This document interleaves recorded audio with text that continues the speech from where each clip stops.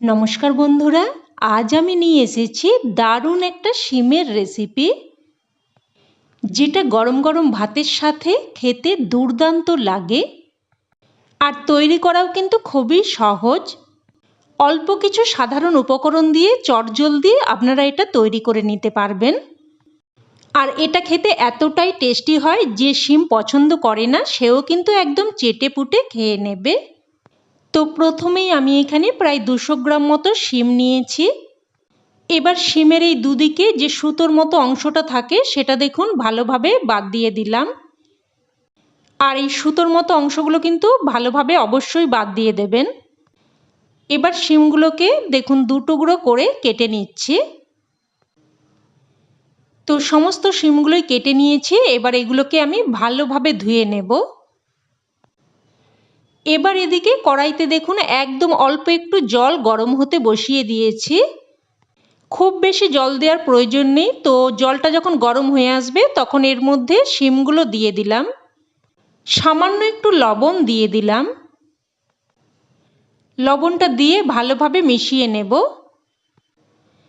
এবার মিডিয়াম ফ্লেমে প্রায় 5 থেকে 6 মিনিট মতো ঢাকনা দিয়ে শিমগুলোকে সেদ্ধ করে নেব। এবার আমি এখানে নিয়েছি দেখুন একটা মিডিয়াম সাইজের রসুন। রসুনগুলো এবার ছাড়িয়ে নিচ্ছি। আর এখানে মোটামুটি দেখুন 14 থেকে 15টার মতো রসুনের কোয়া বেরিয়েছে।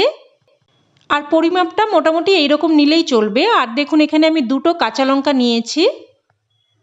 তবে ঝালটা কিন্তু অবশ্যই আপনারা আপনাদের স্বাদ অনুযায়ী দিয়ে দেবেন। এবার রসুন আর লঙ্কাটাকে দেখুন ভালোভাবে থেঁতো করে নিলাম।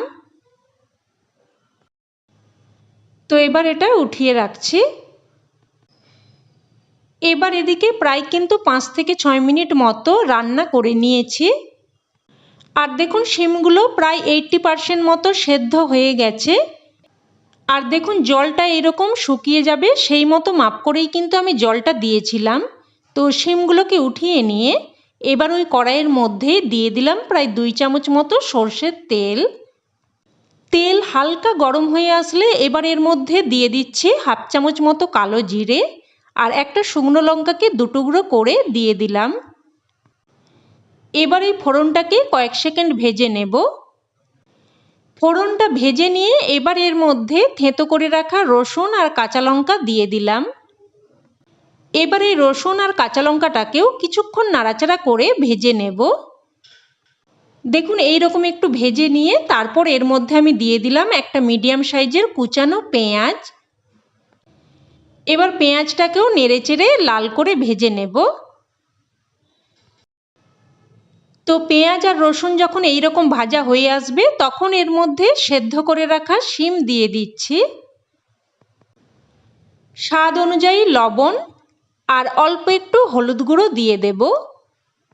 শিমগুলো আমি লবণ দিয়ে সেদ্ধ করেছি, তো সেই অনুযায়ী লবণটা দিয়ে দিয়েছি।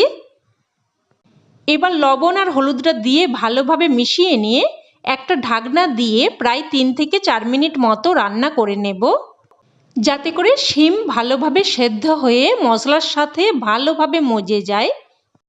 তো ওদিকে ওটা হতে থাকুক। এবার এদিকে আমি নিয়ে নিচ্ছি 1/2 চামচ মতো সাদা বা হলুদ সর্ষে আর 1/2 চামচ মতো কালো সর্ষে। এবার এটাকে মিহি করে বেটে নিলাম। এবার প্রায় 3 থেকে 4 মিনিট মতো ঢাকনা দিয়ে রান্না করে নিয়েছি। আর শিম কিন্তু এখন ভালো মতো সেদ্ধ হয়ে গেছে। এবার এই শিমগুলোকে এইভাবে খুন্তিতে করে যতটা পারা যায় ভেঙে মিশিয়ে নেব। তবে এমনভাবে মিশিয়ে নিতে হবে যাতে করে শিম একদম গলেও না যায়, মোটামুটি খাওয়ার সময় শিম বলে যেন বোঝা যায়। তো দেখুন এইভাবে মিশিয়ে নিয়ে এবার এর মধ্যে বেটে রাখা সর্ষেটা দিয়ে দিলাম। মশলার বাটি ধুয়ে অল্প একটু জলও দিয়ে দিলাম। এবার এই সর্ষে বাটাটা দিয়ে নাড়াচাড়া করে ভালোভাবে মিশিয়ে নেব। মিশিয়ে নিয়ে এবার একটা ঢাকনা দিয়ে আবারও কিন্তু আমি 2 মিনিট মতো রান্না করে নেব। ঢাকনা দিয়ে প্রায় 2 থেকে 3 মিনিট মতো রান্না করে নিয়েছি। ঢাকনা তুলে নিলাম। দেখুন এইভাবে নাড়াচাড়া করে বেশ ভাজা ভাজা মতো করে নিতে হবে। এবার এর মধ্যে অল্প একটু চিনি দিয়ে দিচ্ছি। তবে রান্নাতে আপনারা যদি একদমই মিষ্টি অপছন্দ করেন সেক্ষেত্রে চিনিটা বাদও দিয়ে দিতে পারেন। আর দিয়ে দিলাম কিছু কুচানো ধনেপাতা।